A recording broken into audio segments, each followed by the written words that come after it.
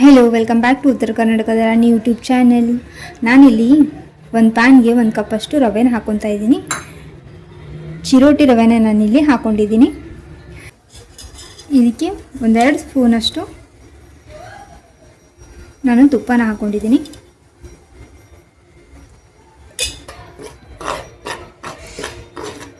ಇದನ್ನು ಕೈ ಬಿಡದೇನೆ ನೀವು ಒಂದು ಸ್ವಲ್ಪ ಘಮ ಬರುವವರೆಗೂ ಚೆನ್ನಾಗಿ ಇದನ್ನು ಹುರ್ಕೊಳ್ಳಿ.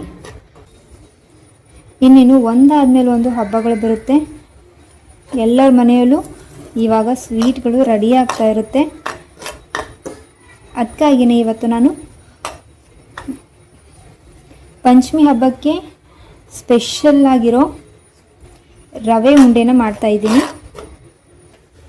ಈ ಕಡೆ ಉತ್ತರ ಕರ್ನಾಟಕ ಕಡೆ ಈಗ ಪಂಚಮಿಗೆ ತುಂಬಾ ಉಂಡೆಗಳು ಮಾಡ್ತಾರೆ. ವೆರೈಟೀಸ್ ಆಫ್ ಉಂಡೆಗಳು ಇಲ್ಲಿ ರೆಡಿ ಆಗ್ತಾ ಇರುತ್ತೆ. ಅದರಲ್ಲಿ ಇವತ್ತು ನಾನು ಒಂದು ರವೆ ಉಂಡೆನ ನಾನು ನಿಮ್ಮ ಜೊತೆ ಶೇರ್ ಮಾಡ್ತಾ ಇದ್ದೀನಿ. ಈ ಕಡೆ ಉತ್ತರ ಕರ್ನಾಟಕ ಕಡೆ ಪಂಚಮಿಗೆ ರವೆ ಲಾಡು ಇರಲೇಬೇಕು. ನಿಮ್ಮ ಕಡೆ ಪಂಚಮಿಗೆ ಯಾವ ಲಾಡು ಮಾಡ್ತೀರಾ ಅಂತ ಹೇಳಿ. ಚೆನ್ನಾಗಿ ಇದನ್ನು ಕೈ ಬಿಡದೇ ಹುರ್ಕೊಂಡು ಬರೋಣ. ಇಲ್ಲಿ ನೋಡಿ, ಇವಾಗ ಇದು ಆಗಿದೆ. ಇದರಿಂದ ಒಂದು ಒಳ್ಳೆ ಘಮ ಬರ್ತಾ ಇದೆ. ನಾನಿಲ್ಲಿ ಪೂರ್ತಿಯಾಗಿ ಕಲರ್ ಚೇಂಜ್ ಆಗೋವರೆಗೂ ಹುರಿದಿಲ್ಲ, ಸ್ವಲ್ಪನೇ ಇದರಿಂದ ಘಮ ಬರೋವರೆಗೂ ಅಷ್ಟೇ ನಾನಿಲ್ಲಿ ಹುರ್ಕೊಂಡಿರೋದು. ನಾನಿಲ್ಲಿ ಫ್ಲೇಮ್ನ ಆಫ್ ಮಾಡ್ಕೊತಾ ಇದ್ದೀನಿ. ನೀವು ಪೂರ್ತಿ ಹುರ್ಕೊಳ್ಳೋವರೆಗೂ ಫ್ಲೇಮ್ ಮಾತ್ರ ಲೋವಲ್ಲಿ ಇಟ್ಕೊಳ್ಳಿ, ಇಲ್ಲಾಂತಂದರೆ ಇದು ಬೇಗನೆ ಗೋಲ್ಡನ್ ಬ್ರೌನ್ ಬಂದುಬಿಡುತ್ತೆ. ಇಲ್ಲಿ ನೋಡಿ, ಇವಾಗ ಇದು ರೆಡಿಯಾಗಿದೆ. ಇದನ್ನು ಇವಾಗ ಆರೋದಕ್ಕೆ ಸೈಡಲ್ಲಿ ಇಟ್ಕೊಳ್ಳೋಣ. ನೋಡಿಲಿ, 1 ಕಪ್ಪಷ್ಟು ನಾನಿಲ್ಲಿ ಸಕ್ಕರೆನ ತೊಗೊಂಡಿದ್ದೀನಿ. ಇಲ್ಲಿ ಇನ್ನೂ ಅರ್ಧ ಕಪ್ಪಷ್ಟು ನಾನು ಸಕ್ಕರೆನ ತೊಗೊಂಡಿದ್ದೀನಿ. ನಾನು 1 ಕಪ್ಪಷ್ಟು ರವೆನ ತೊಗೊಂಡಿದ್ದೆ, ಅದಕ್ಕೆ 1 ಕಪ್ಪಷ್ಟು ಸಕ್ಕರೆ ಸರಿ ಹೋಗುತ್ತೆ. ನಾನಿಲ್ಲಿ ಎಕ್ಸ್ಟ್ರಾ ಅರ್ಧ ಕಪ್ಪಷ್ಟು ಹಸಿ ಕೊಬ್ಬರಿನ ಇದರಲ್ಲಿ ಹಾಕ್ಕೋತಾ ಇದ್ದೀನಿ. ಸೊ ಹಾಗಾಗಿ ನಾನಲ್ಲಿ ಇನ್ನೂ ಅರ್ಧ ಕಪ್ಪಷ್ಟು ಸಕ್ಕರೆನ ಹಾಕ್ಕೊಂಡಿದ್ದೀನಿ. ನೀವು ಒಂದು ವೇಳೆ ಹಸಿ ಕೊಬ್ಬರಿನ ಹಾಕ್ಕೊಳ್ಳಿಲ್ಲ ಅಂತಂದರೆ ನೀವು 1 ಕಪ್ ರವೆಗೆ 1 ಕಪ್ ಸಕ್ಕರೆ ಸಾಕಾಗುತ್ತೆ. ಅರ್ಧ ಕಪ್ಪಷ್ಟು ನೀರು. ಇದನ್ನು ಇವಾಗ ರವೆ ಲಾಡುಗೆ ಪಾಕ ಮಾಡ್ಕೊಂಡು ಬರೋಣ. ಚೆನ್ನಾಗಿ ಕೈ ಆಡಿಸ್ಕೊಳ್ಳಿ. ಪೂರ್ತಿ ಇದು ಸಕ್ಕರೆ ಕರಗಬೇಕು. ಒಂದೆಳೆ ಪಾಕ ಒಂದು ಸ್ವಲ್ಪ ಸ್ಟ್ರಾಂಗ್ ಆಗಿ ತೊಗೊಂಡ್ರೆ ನಿಮಗೆ ಕರೆಕ್ಟಾಗಿರೋ ಇಲ್ಲಿ ಲಾಡು ಬರುತ್ತೆ. ಅದು ಒಂದೊಳೆ ಪಾಕ ಹೇಗಂತ ನಿಮಗೆ ತೋರಿಸ್ತೀನಿ. ಇದು ಪೂರ್ತಿ ಸಕ್ಕರೆ ಕರಗಲಿ. ಇಲ್ಲಿ ನೋಡಿ, ಇವಾಗ ಪೂರ್ತಿ ಸಕ್ಕರೆ ಕರಗಿದೆ. ಇದು ಇವಾಗ ಪಾಕ ಬರಬೇಕು. ನಿಮಗೆ ಪೂರ್ತಿ ಸಕ್ಕರೆ ಕರಗಿದ ಮೇಲೆ ನೀವು ಫ್ಲೇಮ್ನಲ್ಲಿ ಲೋವಲ್ಲೇ ಇಟ್ಕೊಳ್ಳಿ, ಯಾಕಂದರೆ ಪಾಕ ಬೇಗನೆ ಗಟ್ಟಿಯಾಗಿಬಿಡುತ್ತೆ. ನಾನಿಲ್ಲಿ ಫ್ಲೇವರ್ಗೆ ಒಂದು ಸ್ವಲ್ಪ ಇಲೈಚಿನ ಹಾಕ್ಕೊತಾ ಇದ್ದೀನಿ.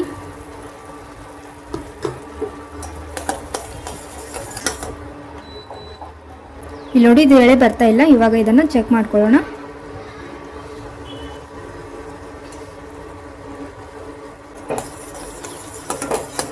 ನೋಡಿಲಿ, ಹನಿ ಇವಾಗ ಲೇಟಾಗಿ ಕಡಿತಾ ಇದೆ ಅಲ್ಲ, ಇವಾಗ ಇದನ್ನು ನೀವು ಚೆಕ್ ಮಾಡ್ಕೊಳ್ಳಿ. ಇಲ್ಲಿ ನೋಡಿ, ಎಳೆ ಇವಾಗ ಹಾಗೇನೆ ನಿಂತ್ಕೊಳ್ತಾ ಇದೆ.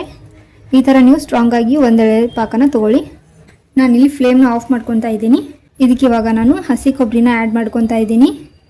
ನಾನಿಲ್ಲಿ ಅರ್ಧ ಕಪ್ಪಷ್ಟು ಹಸಿ ಕೊಬ್ಬರಿನ ತೊಗೊಂಡಿನಿ. ನೀವು ಬೇಕಾದರೆ ಒಣ ಕೊಬ್ಬರಿ ಕೂಡ ಹಾಕ್ಕೊಳ್ಬೋದು.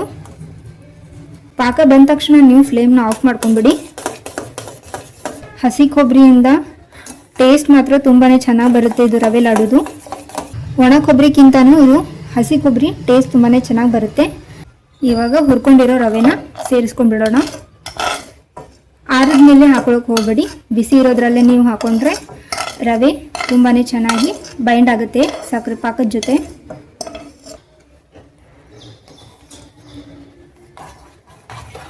ಇಲ್ಲಿ ನೋಡಿ, ಇದು ಈ ಥರ ಆಗಿದೆ. ನಿಮಗಿಲ್ಲಿ ಇದು ಇವಾಗ ತೆಳು ಅನ್ನಿಸ್ತಿರ್ಬೋದು. ಇದೊಂದು ಸ್ವಲ್ಪ ಆರಿದ ಮೇಲೆ ಗಟ್ಟಿಯಾಗಿ ಬರುತ್ತೆ ಇದು. ಇವಾಗ ಇದನ್ನು ಸ್ವಲ್ಪ ಆರೋದಕ್ಕೆ ಬಿಡೋಣ. ಇಲ್ಲಿ ನೋಡಿ, ಇದು ಆರಿದ ಮೇಲೆ ಇದನ್ನು ನಾನು ತೆಕ್ಕೊಂಡು ಈ ಥರ ಮಿಕ್ಸ್ ಮಾಡ್ಕೊತಾ ಇದ್ದೀನಿ. ಇದು ಪೂರ್ತಿಯಾಗಿ ಆಗಿದೆ.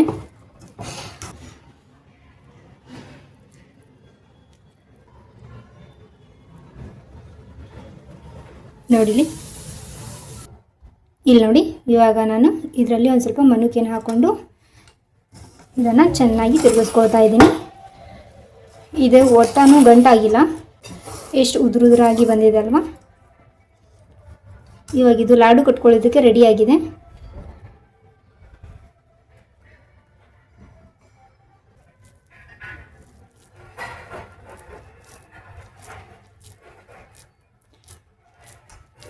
ನೋಡಿ ಒಂದೇ ಕೈಯಲ್ಲಿ ಕೂಡ ನೀವು ಕಟ್ಕೋಬೋದು, ಅಷ್ಟು ಚೆನ್ನಾಗಿ ಬಂದಿದೆ ಇದು.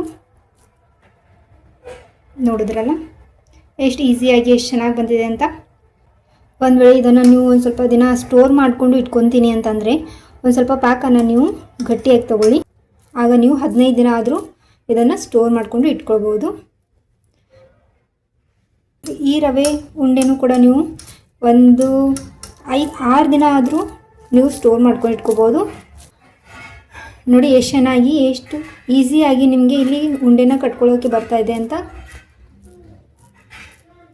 ನೋಡಿ, ಒಂದು ವೇಳೆ ನಿಮ್ಮ ಪಾಕ ಗಟ್ಟಿಯಾಗಿ ಬಂದಿದೆ ಅಂತ ಅಂದರೆ ನೀವು ತಲೆ ಕೆಡಿಸ್ಕೋಕೆ ಹೋಗಬೇಡಿ. ಇದಕ್ಕೆ ಒಂದು ಸ್ವಲ್ಪ ನೀವು ಹಾಲಿನ ಮೇಲಿನ ಕೆನೆನ ಹಾಕ್ಕೊಳ್ಳಿ, ಆವಾಗ ನಿಮಗೆ ಈಸಿಯಾಗಿ ಬರುತ್ತೆ.